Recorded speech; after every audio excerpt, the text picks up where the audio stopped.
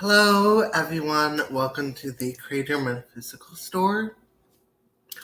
My name is Edgar, and this is my channel. So, today we're going to be talking about witchy habits that you can do if you are in a relationship or a living situation where people would either stop you from being your witchy self and doing what they call witchcraft, or if you have people with certain beliefs who just don't seem to understand and you don't want to hurt their feelings or make them think that you're evil. So we are going to be talking about some things you can do in your house that you can put your witchiness in it without people thinking it's witchcraft. First and foremost is I'm going to be talking about the terminology of a kitchen witch. A kitchen witch is someone who uses their knowledge of herbs and spices and how to utilize these herbs and spices, so to speak, in the kitchen in order to help manifest or create or spell someone or an environment. So to give you a kind of example, we're gonna be talking about some herbs and spices and oils today on the kitchen witch aspect to this. So first and foremost, I will be saying some examples on what you could do. And first and foremost is soups. Think of when you add herbs and spices to a pot of stew. That's a potion within itself. A potion is comprised of herbs and spices and a simple rhyme or incantation or just your intention.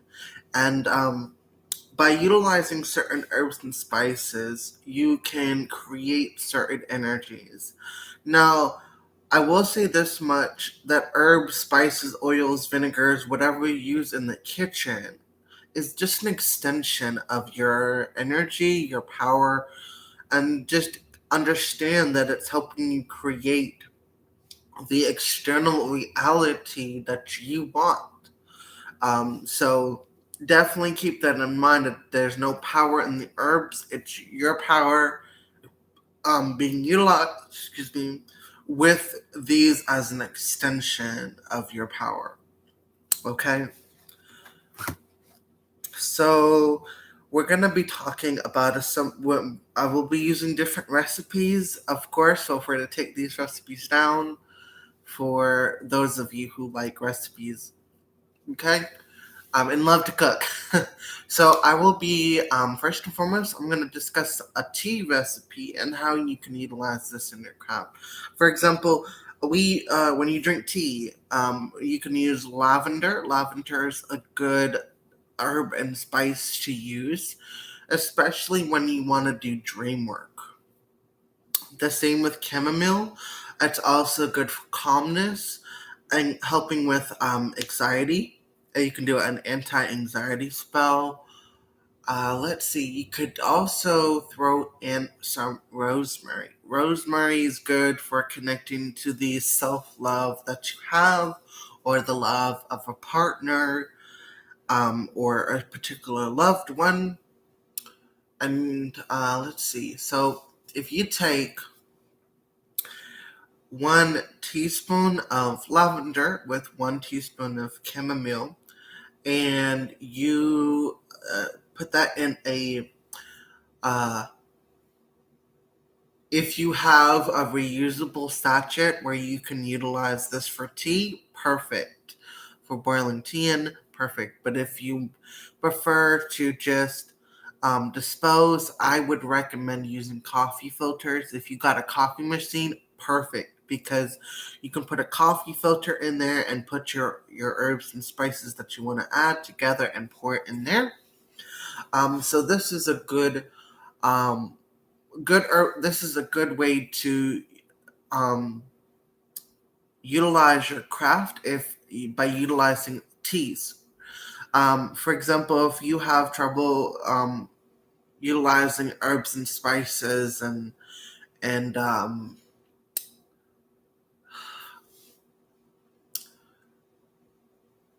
people, I'm sorry, let me start. So if you have trouble doing your witchcraft, these are some different avenues you can try. Using teas can be a part of your witchcraft because tea is tea and people won't think twice about tea. So if you want to spell someone that has hurt you in the past, definitely use blueberries because blueberries, even though they also bring joy and happiness and fairy magic, you can also, hello, Gohan Jr. Hello. You can definitely use blueberries to bring joy, happiness, and even a little bit of fey magic. Um, or you can use it to cause discord, strife, confusion with your enemies. So there's a lot of different things. Hi, Tyler. I know it was you. um, so there's a lot of different ways you can use herbs and spices to positively and negatively affect someone or something. And that's the beauty of it. It depends on what your intention is. So I'm going to go off what I have used in the past and just talk about different recipes and different things. For those of you who have a difficulty in their lives of utilizing witchcraft in the sense of burning incense and burning herbs and spices and charcoal disc, things that look witchy but you can't act. Unfortunately, there are some people out there who definitely struggle being their witchy selves without being able to have an altar or having certain things in the practice, and these are good alternatives to do so. For example, you could just use in the kitchen teas to making pots of stew. If you got herbs and spices in your kitchen, you can use, if for example, when I want to cause for protection, what I do is I use either chicken, turkey, or some sort of meat, and then I add paprika. Paprika is like that amplifier, and it's the same thing with the same kind of attribute that coffee, ginseng, and dragon blood and champa have. They're all great amplifiers. Now, if you're in my case, we're talking about chicken. So you can take chicken. I preferably use chicken because it's also connected, or ham or some sort of pork like substitute because of the god of war or the goddess of miracles known as Hestia, and then there's Aries. So I tend to use either or depending on what I want. If I want quicker, I use chicken to appeal to the goddess Hestia or hence. So I cook some chicken and I put paprika, a bit of cayenne pepper, um, cumin, and curry. Now, to explain these spices, the reason why I use them is cayenne pepper adds that sort of kick. It makes like if someone tries to impair on the spell or the energy working, it'll basically act as a backfire and blast them away. Or think of it like someone touching your energy barrier and all of a sudden they get an electric surge and they get blasted back by it. So that's what I use that for. But then I use cumin to bring out the energy of anti-theft, or what I don't want to be taken away from me, what I want to protect. I take that anti-theft energy from that cumin. It's very protective when it comes to anti-theft. And then I use curry to basically have those who are wanting to do harm to scurry away from me. Curry, I do like a little rhyme where it's like with evildoers that come in a hurry, scurry away from me with this curry. And I just simply say that, and then it works. I mean, then I put it all together with some potatoes, because potatoes are really good and representational magic for me anyway. When I use them potatoes to add that sort of physical, like the earth energy, and to basically represent when I foundation, found the basis or the solidification of the spell. So I put potatoes, olive oil to really give that sort of enhancement, and just consecrational energy there. And then I put it in the fridge with not fridge, the oven, along with some sliced onions and bits of garlic, and I add those in with carrots because carrots are really number one, they taste good, but also because I use it for that sacral energy, that chakra of that creational energy, and I put all that in the uh, oven for like 350 and the temperature is either between 350 to 400 degrees Fahrenheit, and I have it cooking for 1 hour and 35 minutes, and then but be sure to poke holes in the chicken, that way it cooks evenly and it cooks faster.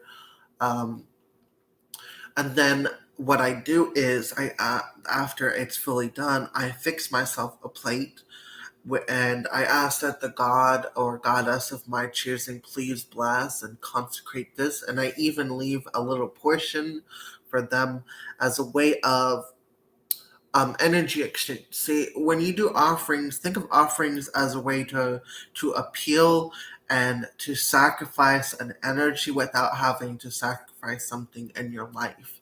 See, back in there are many ways to gods and goddesses work. Some take things on a different level where they take offerings as an energy compensation, where other deities or other beings don't, and that's where it gets tricky. It all depends on what they do. Like, I want to say, when I work with Hester, she takes the offerings that I leave her as an energy compensation.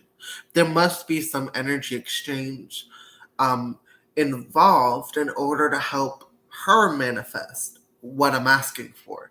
So if there wasn't any offering, she would take something from my life that I may or may not want to be taken out of my life. So there's that energy exchange there. So I always make sure to leave an offering for the particular deity. It could just be it's a small portion. You don't have to leave it out for very long. See, deities, for them it only takes what, like, not even a minute. You just put it out there, say, hey, this is for you, and you can leave it for an entire day.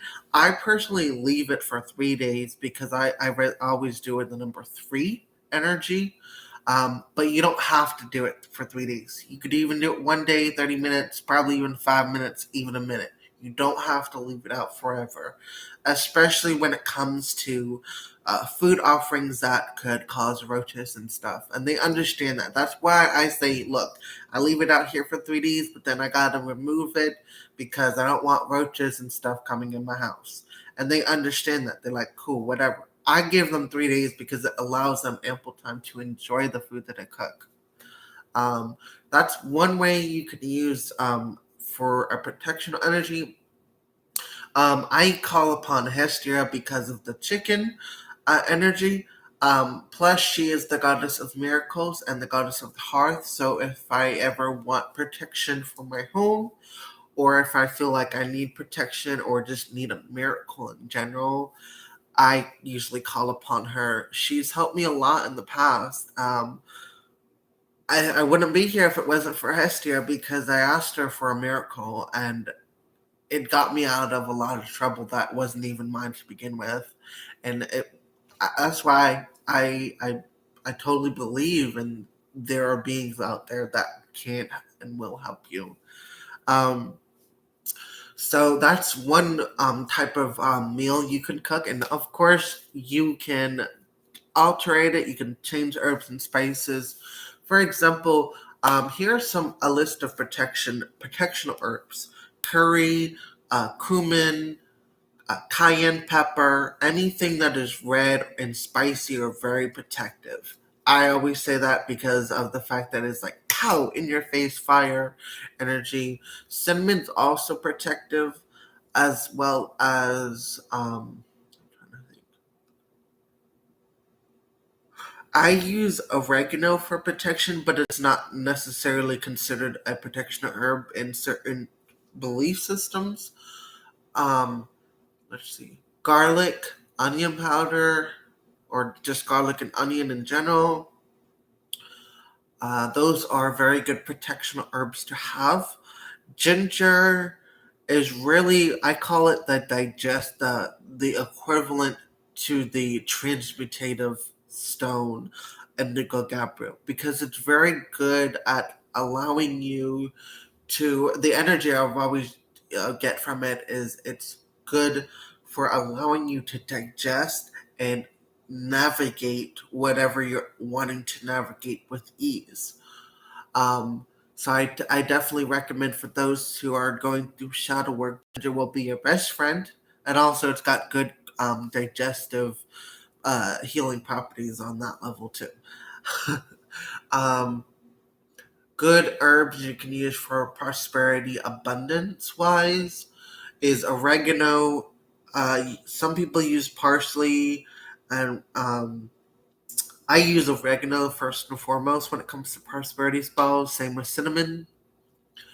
Let's see. Parsley is one of those that I don't really use, but I do know it is used for prosperity and abundance. Let's see. There is. Actually, I really don't have any. I really don't know a lot. Oh, I really don't. Actually, really, I don't know any prosperity herbs. Okay. We'll just skip that for another day. But let's see. There are some good self-love healing herbs like chamomile, lavender, rosemary, thyme. Those are really good if you wanting to connect more on and turmeric. Those are really good to connect on the mental and emotional energies.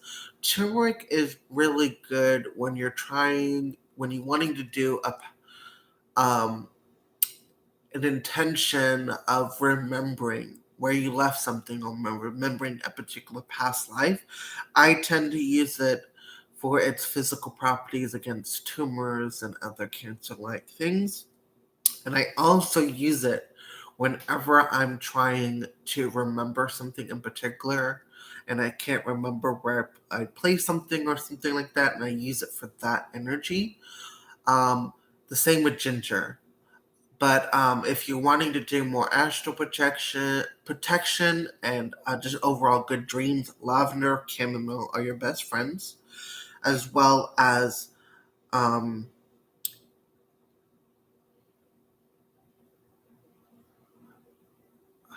uh, mandrake. So I'm just trying to get the right herbs. Mandrake, lavender, chamomile, orange root is really good if you're trying. Really good for making soul connections.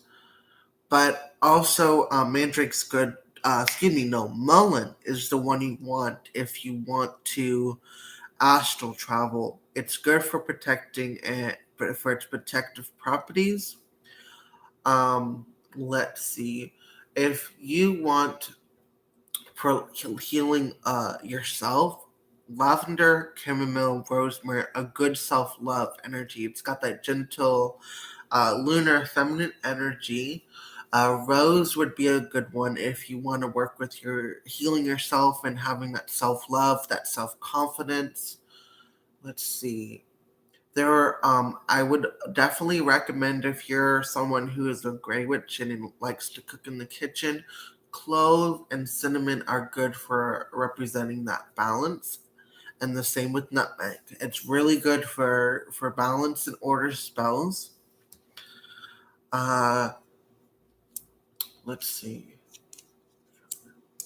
Time, of course, is good for time magic because it is definitely connected to the fairies, and in that sense, blueberries are definitely a good substitute if you're wanting to connect with the fairy fey energy.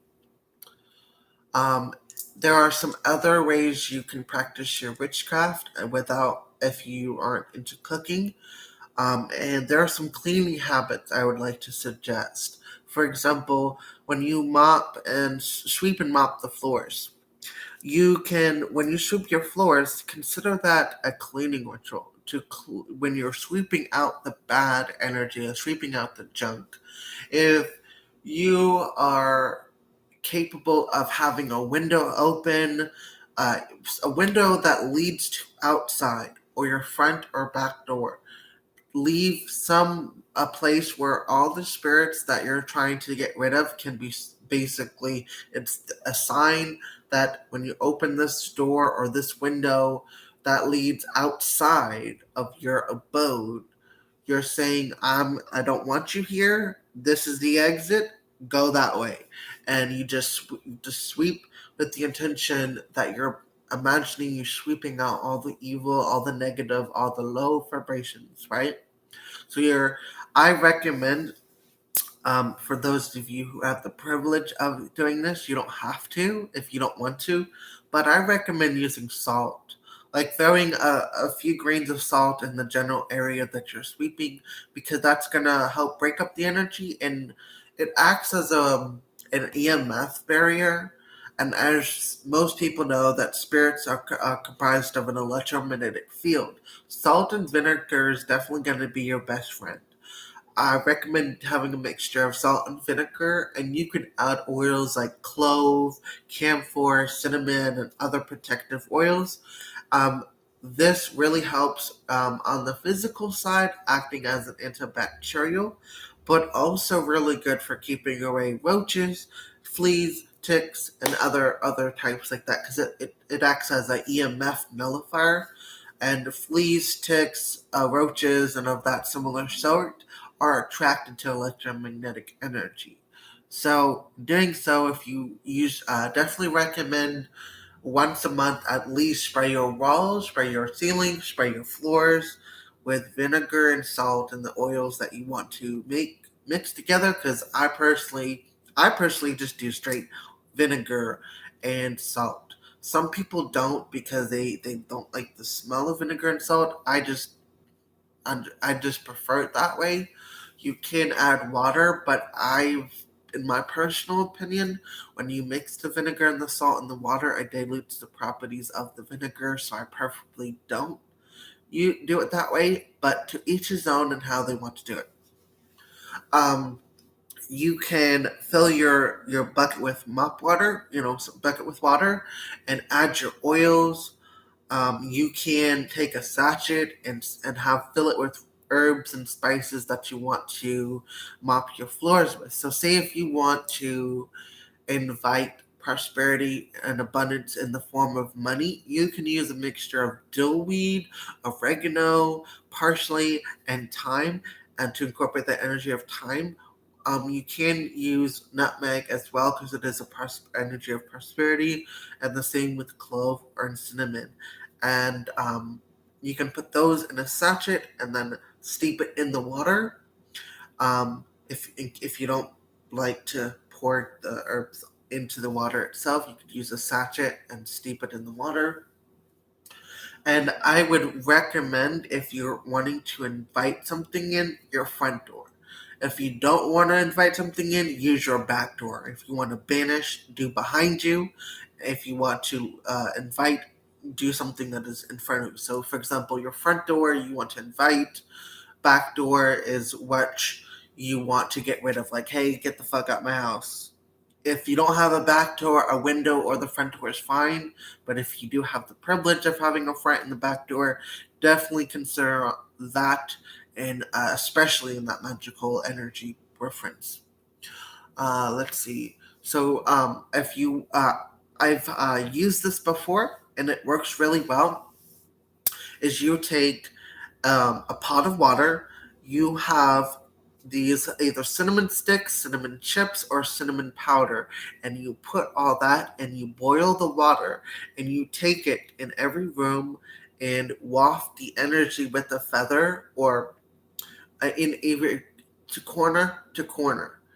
And you say, I bring in, I conjure the prosperous, abundant monetary wealth, be specific, because anything can be prosperous and abundant. So if you want to have a prosperous and abundant protection, monetary wealth, definitely be specific when it comes to prosperity and abundance spells.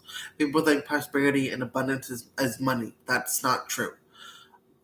Yes, money can be prosperous and abundant, but so can spiritual entities, spiritual knowledge. So it definitely be specific when it comes to that in particular.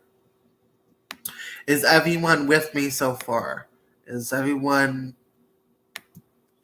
Uh, just let me know in the comment sections that you understand, you're following. Um, I would suggest, if you're having a bit of trouble inviting in money, have a plant that you know that you can easily tend to, and just as you're watering this plant and you're tending to it, imagine money growing. You're growing money. Lemongrass would be a very good plant to use if you're wanting to grow money really rapidly, because lemongrass plants or lemon verbena, they skyrocket. So definitely, if you want to have like that quick money energy, uh, let's see.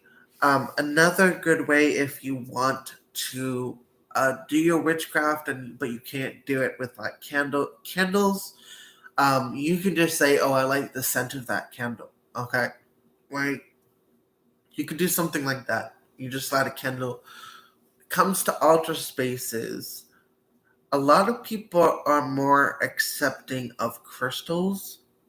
So if you wanted to do a crystal based altar, if you can't have any particular symbols or um,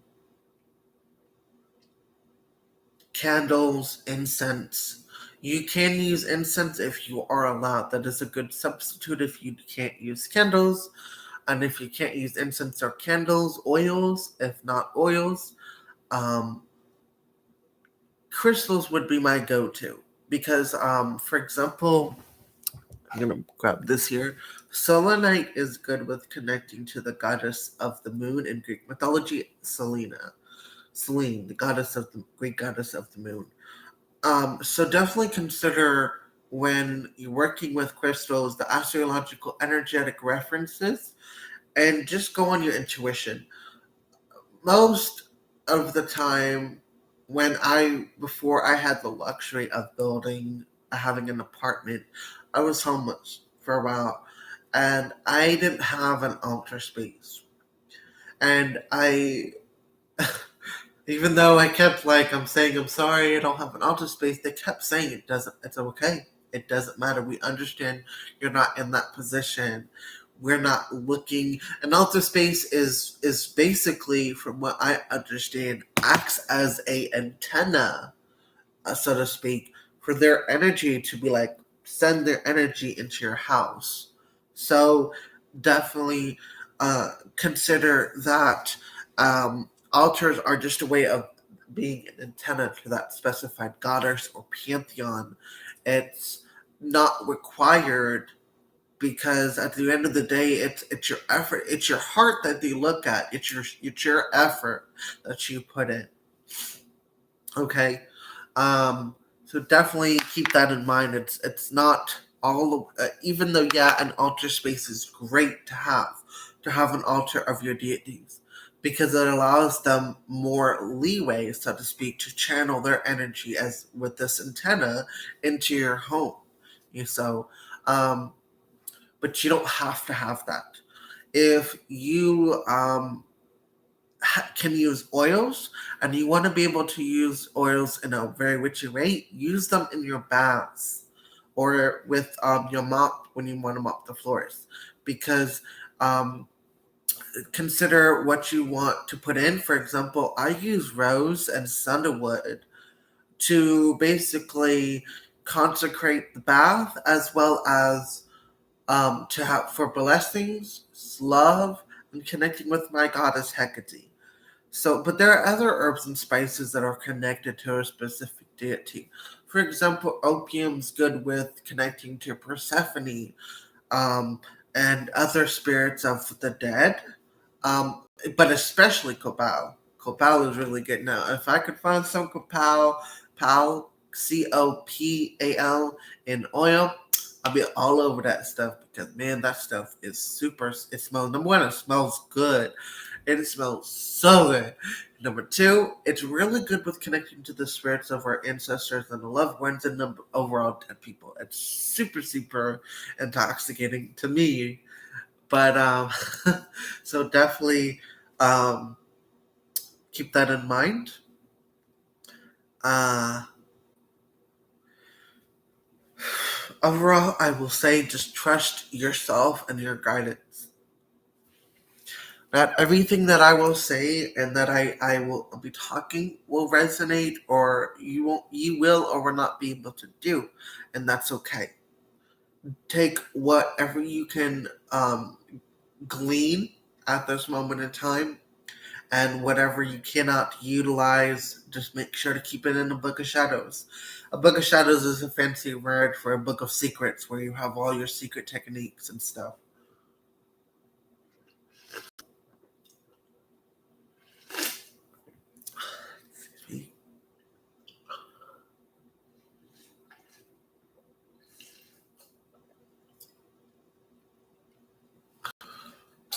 I'm going to break this up.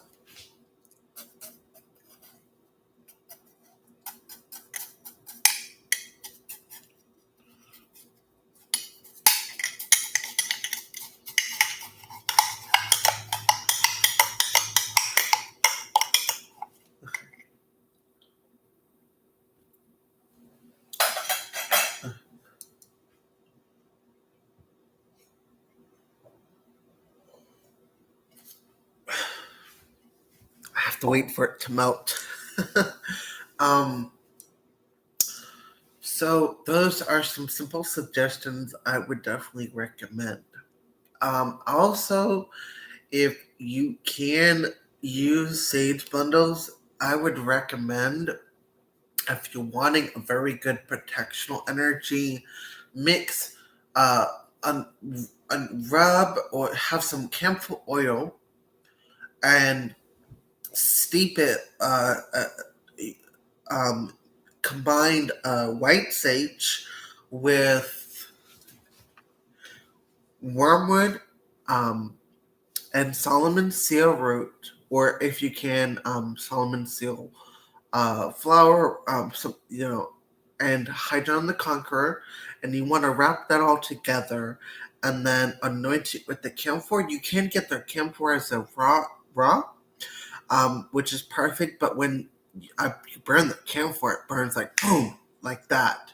So I wouldn't recommend using it if you're mixing the sage bundle with the other herbs.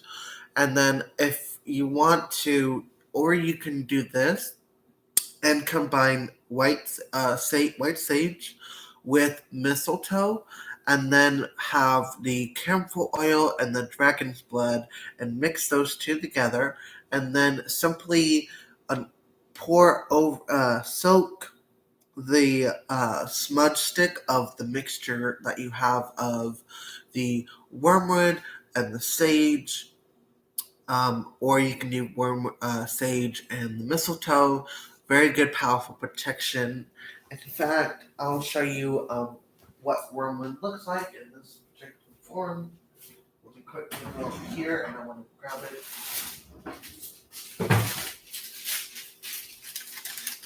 So this particular wormwood was given to me, and I will be combining this particular piece of wormwood with white sage, and then mixing dragon's blood and camphor oil together, and having mistletoe being steeped in it with mistletoe and a little bit of olive oil to get that energy, and then letting the sage slash wormwood in there, let it completely soak and cover for like about 3 days, and then I'm gonna have it dry in the sun for 3 days and 3 nights. So we have that sun and moon energy, and then I'm gonna burn it, and it's gonna burn really fast. So you definitely want a middle dish or some sort of like a bologna shell.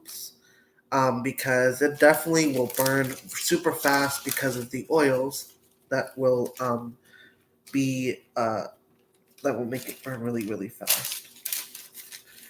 So I'm definitely going to be using that with so I want to put this back really quick.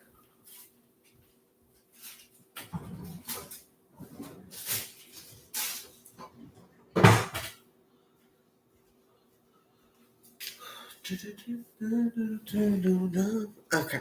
And then when you do burn it, go from corner to corner. Um, from one corner, say this is one corner and this is another. So you go from this corner and go along the wall to the other corner. And while doing that, just say your prayers, or if you want to invoke certain deities or elementals, you can. I preferably invoke the four archangels and the elemental spirits, and just say my own prayer, which is creator and creation are one and the same, acknowledging that this is a part of the creator is in this, as well as it is also a creation of the creator, acknowledging the two are the same, and invoking that, and then I use that for protectional purposes as well. I do hope that these were all interesting tips. Hope they were very insightful. I will do a more detailed video of different recipes that I use in my craft for protection and other types of magic workings, like for money and prosperity. So it'll be more specifically for a specific topic, but this is just a general informational video for those of you who are unable to practice in the usual way by doing spells and whatnot. This is a good way to use those oils, spices, and different practices that you do in your house on a daily basis, and utilizing that for your good. Anyway, I do hope that this was an insightful. Well met, blessed be, namaste, alawapa, iyasama. Bye.